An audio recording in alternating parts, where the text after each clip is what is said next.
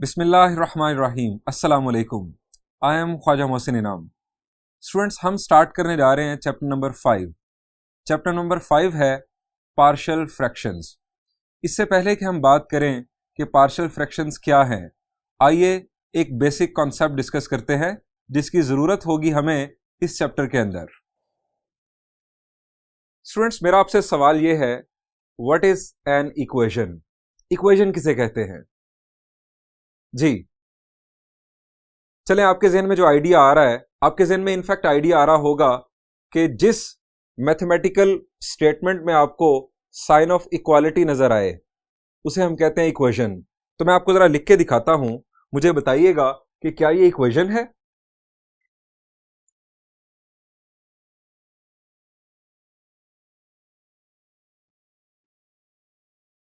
क्या ये इक्वेशन है? इसमें साइन ऑफ इक्वालिटी तो है। Answer is no. इक्वेशन के लिए बुनियादी शर्त क्या है? एक शर्त तो ये कि साइन ऑफ इक्वालिटी हो, लेकिन दूसरी शर्त किसी चीज के इक्वल होना। ये इक्वल है किसके? इक्वेशन ये बताती है। यानी अगर हम फर्ज करें यहां पर लिख दें 0, तो अब ये एक इक्वेशन है। अगर मैं इसे हटा दूं, आप समझें कि मैं एक प्रॉब्लम सॉल्व कर रहा हूं, जिस तरह आप एक एक्सप्रेशन को, मैथमेटिकल एक्सप्रेशन को सिंप्लीफाई करते हैं। यानी ये एक एक्सप्रेशन लिखा था, इसको मैंने सिंप्लीफाई किया फर्दर इस तरह से। तो ये जो है, this is not an equation. इसमें साइन ऑफ इक्वालिटी है। इक्वेशन तब है जब दो एक्सप्रेशंस इक्वल शो किए जा रहे हों। यानी इक्वेशन की बेसिक डेफिनेशन है a mathematical statement that two expressions are equal. तो राइट करते हैं इसे।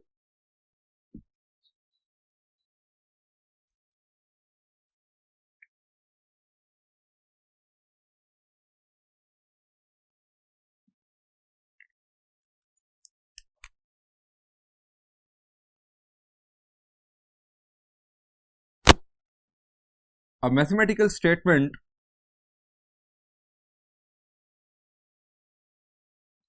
that two expressions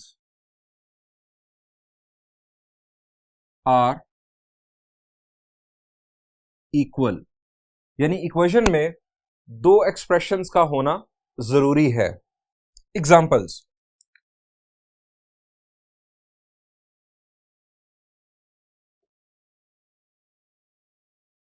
number 1, very simple, आप लिख लें x+3 इक्वल टू 0। ये दो एक्सप्रेशंस, एक है x+3 और दूसरा 0। हम कह रहे हैं कि ये दोनों इक्वल हैं। नंबर 2,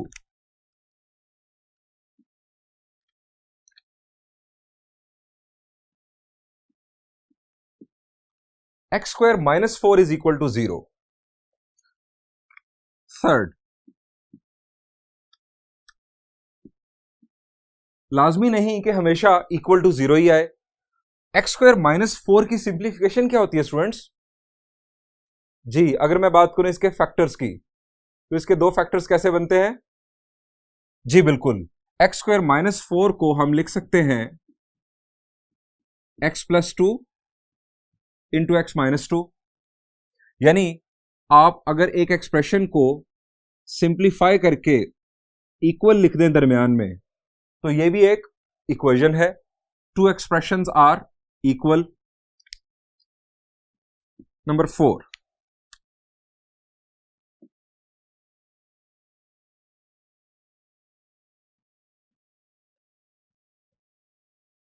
अब x into a plus b, इसे हम अगर मल्टीप्लाई कर दें x को, तो इस तरह से लिखा जाएगा। यह भी एक इक्वेशन। नंबर 5,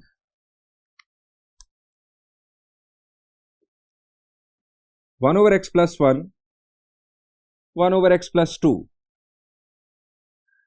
ये दो फ्रैक्शंस स्टूडेंट्स, अगर आपको कहा जाए कि इन्हें सिंप्लीफाई करें फर्दर, इन्हें सॉल्व करें, तो आप क्या करेंगे?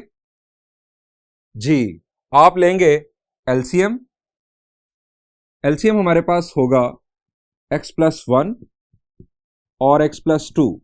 x+1 के लिए x+1 कैंसिल होगा, x+2 आएगा, और दूसरी सूरत में x+2 के अगेंस्ट x+1 हासिल होगा। न्यूमरेटर में आफ्टर सिंप्लीफिकेशन हमें हासिल होगा 2x+3। These are different examples of an equation. In equations में स्टूडेंट से खास बात है, और वो खास बात क्या है जरा गौर कीजिए। ये एक इक्वेशन है, this is true for how many values. मैं x की क्या वैल्यू यहां पर पुट करूं कि ये इक्वेशन ट्रू हो, जरा गौर कीजिए जी। x की क्या वैल्यू पुट करूं कि ये इक्वेशन ट्रू हो, यानी गलत ना हो। फर्ज करें मैं यहां पर 1 पुट करता हूं, तो 1 + 3 4, 4 इज इक्वल टू 0 क्या होता है?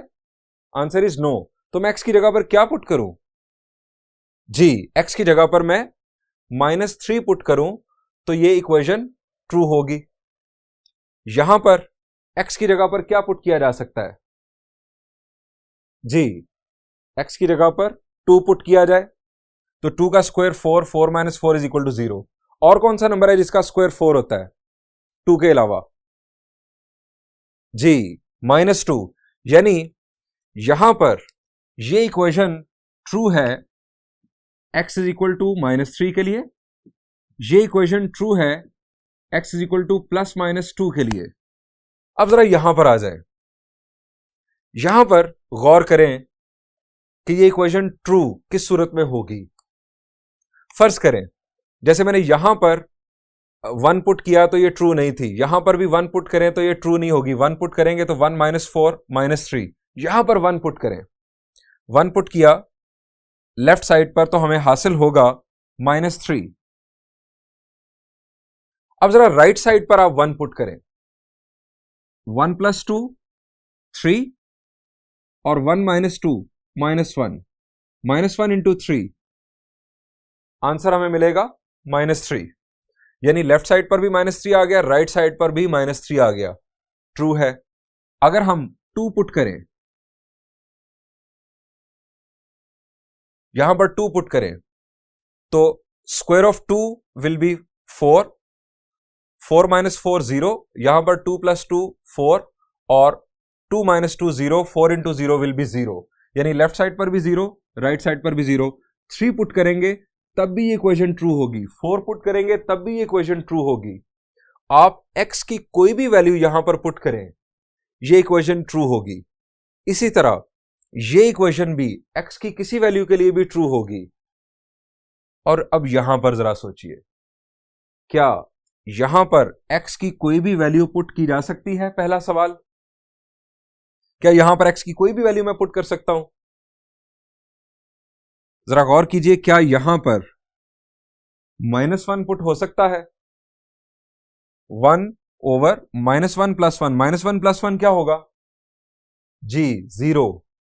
और डिवीजन बाय 0 नॉट अलाउड, यानी अनडिफाइंड हो जाएगा। यहां पर -2 पुट नहीं हो सकता, -1 यहां पुट नहीं हो सकता, -2 यहां पुट नहीं हो सकता। हमें पूरी इक्वेशन में एक नंबर पुट करना है। -1 से इसने इनकार कर दिया, -2 से इसने इनकार कर दिया। -1 और -2 के अलावा हम यहां पर लिख सकते हैं x इज नॉट -1 -2। इन दो नंबर्स के अलावा आप कोई भी नंबर यहां पर पुट करें x की जगह पर, लेफ्ट साइड और राइट साइड इक्वल होगी। सो अगर हम गौर करें कि मेरी दो एग्जांपल्स में x की कुछ खास वैल्यूज के लिए इक्वेशन ट्रू है, जबकि मेरी तीसरी, चौथी और पांचवी एग्जांपल में x की बेशुमार वैल्यूज के लिए इक्वेशन ट्रू है। इसका मतलब यह हुआ there are two types of equation, there are two types of equation. First type कहलाती है कंडीशनल इक्वेशन, यानी मशरूत इक्वेशन, किसी खास शर्त के साथ ही वो सिर्फ ट्रू है। कंडीशनल इक्वेशन क्या है, इसको डिफाइन करते हैं।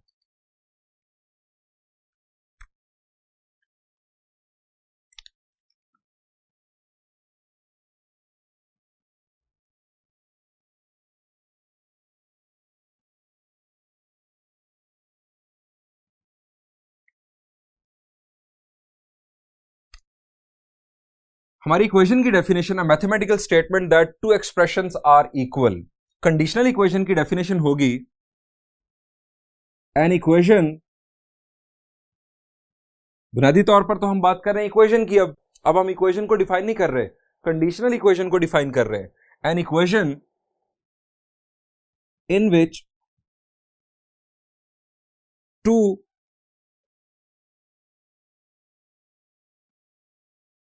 mathematical expressions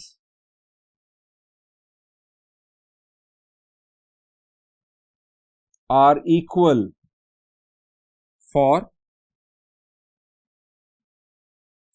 particular values of variable। एक ऐसी इक्वेशन जिसमें दो मैथमेटिकल एक्सप्रेशंस इक्वल हों वेरिएबल की कुछ मखसूस वैल्यूज के लिए, वेरिएबल की कुछ मखसूस वैल्यूज के लिए। अल्फाज को जरा जहन में रखें। अब यहां पर जरा आ जाएं, एक्स की जगह पर हम क्या कुछ पुट कर सकते हैं। सिर्फ मैं बात कर रहा हूं यहां पर क्या कोई अनडिफाइंड का कोई मसला होगा? अगर हम सिर्फ अनडिफाइंड की बात करें, मैं एक्स की जगह पर कुछ भी पुट कर सकता हूं। हां, रिजल्ट का बाद का मसला है कि उसका रिजल्ट क्या निकलेगा। मैं एक्स की जगह पर 1 पुट करूं, 1 + 3 4, आंसर मिल रहा है, वो अलहदा बात है कि वो इक्वल टू 0 नहीं है, वो एक अलहदा बहस है। लेकिन यहां पर आप गौर करें, -1 पुट नहीं हो सकता था क्योंकि कैलकुलेशन ही पॉसिबल नहीं रहेगी। हम यहां पर एक्स की बहुत सारी वैल्यूज ट्राई कर सकते हैं, बेशुमार वैल्यूज ट्राई कर सकते हैं, लेकिन ये ट्रू सिर्फ और सिर्फ कब है? -3 के लिए। ये ट्रू सिर्फ और सिर्फ कब है? दो वैल्यूज के लिए, +-2 के लिए। जबकि यहां पर गौर करें, क्या ये पर्टिकुलर वैल्यूज के लिए ट्रू है? The answer is no. ये for all values of x के लिए ट्रू है। फॉर ऑल वैल्यूज आप कुछ भी पुट करें, लेफ्ट साइड और राइट साइड, आपको सेम हासिल होगी, रिजल्ट सेम आएगा। सो मेरी एग्जांपल नंबर 1 और एग्जांपल नंबर 2 ये कंडीशनल इक्वेशंस हैं।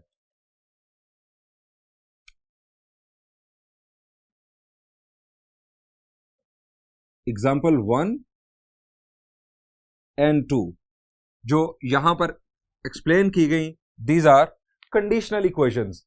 कंडीशनल इक्वेशंस को आमतौर पर सिर्फ इक्वेशन कह दिया जाता है। आपने क्वाड्रेटिक इक्वेशंस को सॉल्व करना सीखा, लीनियर इक्वेशंस को सॉल्व करना सीखा। ये क्वाड्रेटिक इक्वेशन बुनियादी तौर पर कंडीशनल इक्वेशन है। कितने आंसर हासिल होते हैं आपको एक्स के? एक्स की कितनी वैल्यूज हासिल होती हैं जी? 2, या रिपीटेड एक ही वैल्यू होती है, वो रिपीट हो रही होती है। सो क्वाड्रेटिक इक्वेशन दो वैल्यूज के लिए ट्रू होती है। तो क्वाड्रेटिक इक्वेशन भी बुनियादी तौर पर कंडीशनल इक्वेशन है। तो आप कंडीशनल इक्वेशन को सिंपली इक्वेशन कह सकते हैं।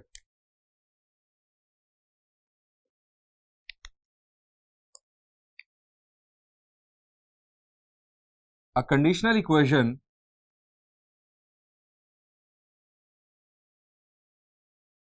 is simply called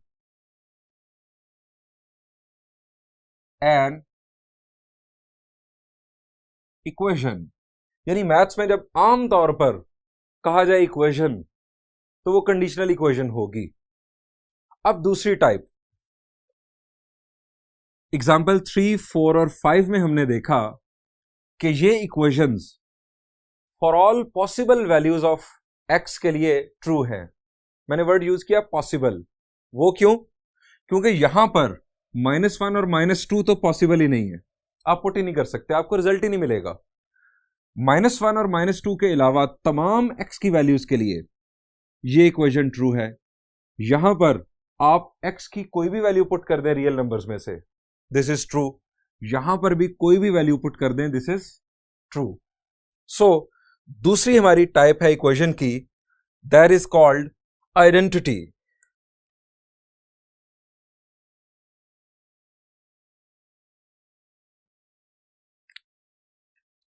बिल्कुल इसी अंदाज में हम डेफिनेशन करेंगे। An equation in which two mathematical expressions are equal for all possible values of variable. all possible values of variable.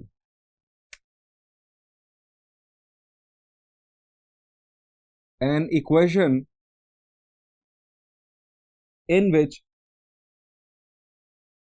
two mathematical expressions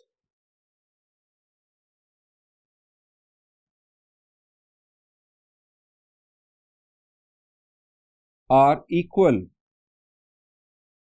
for all the possible values of variable. अब इसकी examples, मैं कुछ और examples आपके सामने रख देता हूं. सबसे पहले तो 3, 4 और 5 इनका तस्करा कर लेते हैं. ये तीनों जो हैं ये for all possible values of variable के लिए ट्रू है. मजीद आपके सामने अगर मैं एग्जांपल रखना चाहूं तो आपके सामने एग्जांपल रखी जा सकती है 2 over x minus 2 plus 1 over x plus 3. कैसे सॉल्व करेंगे स्टूडेंट्स इसे?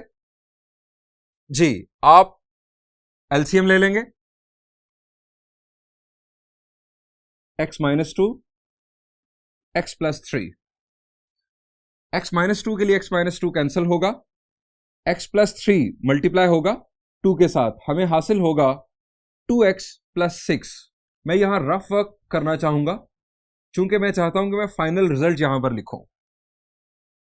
2 मल्टीप्लाई होगा x plus 3 के साथ, 2x plus 6 हासिल होगा, x plus 3 के साथ कैंसिल होगा, x minus 2 हमें हासिल होगा.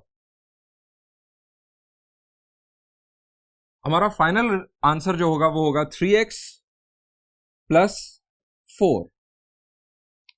यानी ये हमने लेफ्ट साइड को सिंप्लीफाई किया और ये हमें रिजल्ट हासिल हुआ. अब एक चीज जरा कॉमन देखिए, यहां पर भी यही काम हुआ. हमने इस एक्सप्रेशन को सिंप्लीफाई करके ये हासिल किया, इसको हमने अंदर मल्टीप्लाई किया, ये हासिल किया. इसी तरह से ये दो जो फ्रैक्शंस हैं इन्हें हमने सॉल्व किया तो ये हासिल हुआ हमें. यहां पर भी यही काम किया गया. ये डिफरेंट एग्जांपल्स हैं आइडेंटिटी की. Identity are those equations which are true for all the possible values of the variable. मैं अगर आपको और एग्जांपल्स देना चाहूं तो आपने पढ़ी होंगी ट्रिग्नोमेट्रिक आइडेंटिटीज. इनफैक्ट आपने नाम ही ये वहां सुना होगा, ट्रिग्नोमेट्रिक आइडेंटिटीज. ट्रिग्नोमेट्रिक आइडेंटिटीज बुनियादी तौर पर इक्वेशंस ही हैं, लेकिन उन्हें आइडेंटिटीज इसलिए कहा जाता है कि वो all the possible values of the variable के लिए ट्रू हैं. मिसाल के तौर पर आपने पढ़ी होगी trigonometric identity sine square theta plus cosine square theta is equal to 1. Matric में आपने पढ़ी होगी. अब यहां पर वेरिएबल है थीटा. आप यहां पर थीटा की कोई भी वैल्यू प्लेस करें, कोई भी वैल्यू, 0, 30, 45, 60, 90, कोई भी वैल्यू. मैंने तो अभी नॉन एंगल्स बोले, आप कोई भी वैल्यू पुट करेंगे तो ये आइडेंटिटी, ये इक्वेशन इनफैक्ट आपको ट्रू मिलेगी. इसकी लेफ्ट साइड और राइट साइड हमेशा इक्वल आएगी, इसलिए उन्हें आइडेंटिटीज कहा गया. बाज टेक्स्ट बुक्स और बाज राइटर्स आइडेंटिटी को फर्क करने के लिए कि पहचान हो जाए, देखकर ही पता चल जाए कि ये आइडेंटिटी लिखी गई है, उसका सिंबल चेंज कर देते हैं. और उसका सिंबल क्या होता है? समटाइम्स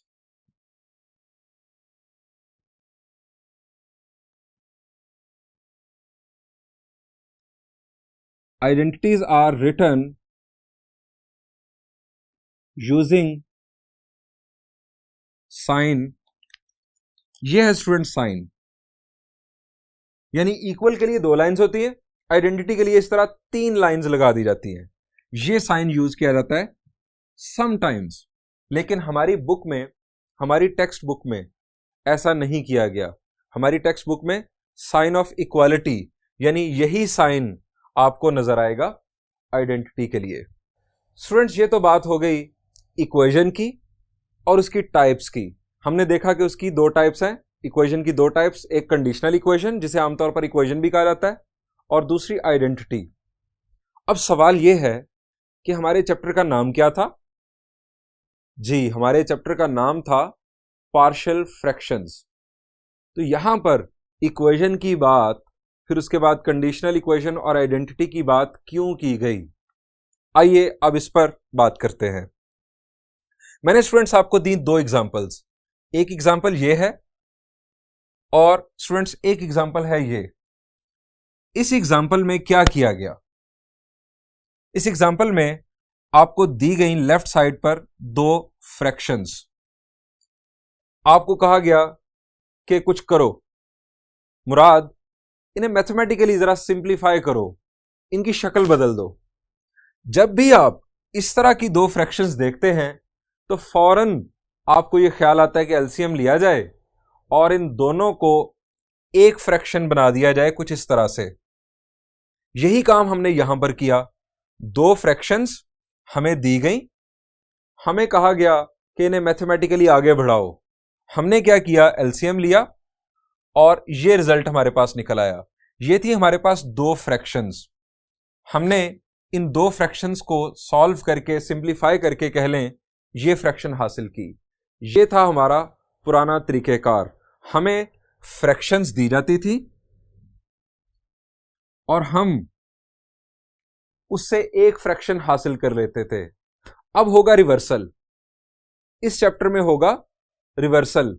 हमें एक फ्रैक्शन दी जाएगी और हमें उसके पार्ट्स बनाने होंगे, उसकी जितनी पॉसिबल फ्रैक्शंस होंगी वो बनानी होंगी। मैंने कहा कि उसके पार्ट्स बनाने होंगे। ये एक फ्रैक्शन है, ये इसके दो हिस्से हैं, इन दो हिस्सों को कंबाइन करने से ये फ्रैक्शन बनी है। इसे कहेंगे हम फ्रैक्शन। और ये जो दो हमें हासिल हुई हैं, these are partial fractions of this fraction, यानी ये दोनों पार्शियल फ्रैक्शंस हैं। Partial fractions. अब ये वर्ड पार्शियल निकला है पार्ट से। पार्ट का मतलब हिस्सा या जुज्व। दोबारा बोल रहा हूं, हिस्सा या जुज्व। ये एक फ्रैक्शन है, ये जुजवी फ्रैक्शंस हैं, ये उस फ्रैक्शन के हिस्से हैं। अब एक फ्रैक्शन के कितने हिस्से होंगे, किस तरह होंगे, यही है हमारा चैप्टर 5। आगे बढ़ाते हैं। एक फ्रैक्शन को उसकी पार्शियल फ्रैक्शंस में रिजॉल्व करना, तोड़ना, ये जो प्रोसेस है, this is called partial fraction resolution. और बात अगर की जाए आइडेंटिटी की, तो जब एक फ्रैक्शन को उसकी पार्शियल फ्रैक्शंस में कन्वर्ट करके इस तरह लिखा जाए, fraction equal to its partial fractions, तो ये बनती है आइडेंटिटी। सो जो बातें की गई उनको जरा कंक्लूड कर लेते हैं।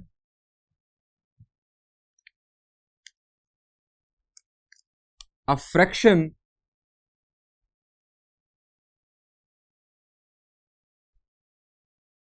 equating its partial fractions is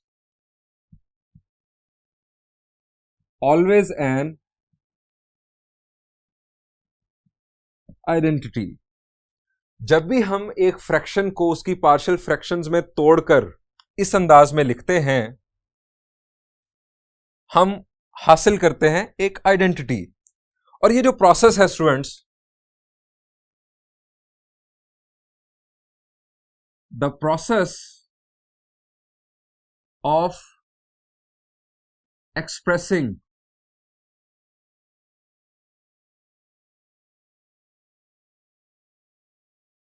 a rational fraction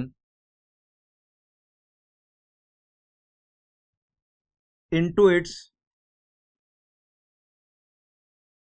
partial fractions is called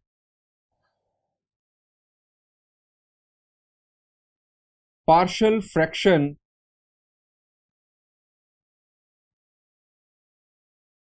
resolution, यानी एक रैशनल फ्रैक्शन को उसके पार्शियल फ्रैक्शंस में कन्वर्ट करने का जो प्रोसेस है, this is called partial fraction resolution. अब यहां पर स्टूडेंट्स मैंने एक नया वर्ड यूज कर लिया है। मैं पहले बात कर रहा था सिर्फ फ्रैक्शन की, यहां पर एक वर्ड यूज हुआ है रैशनल फ्रैक्शन। ये रैशनल फ्रैक्शन क्या है? रैशनल फ्रैक्शन को इसकी पार्शियल फ्रैक्शंस में कैसे कन्वर्ट करते हैं, ये हमारा टॉपिक होगा स्टूडेंट्स नेक्स्ट लेक्चर में। Thank you and Allah Hafiz.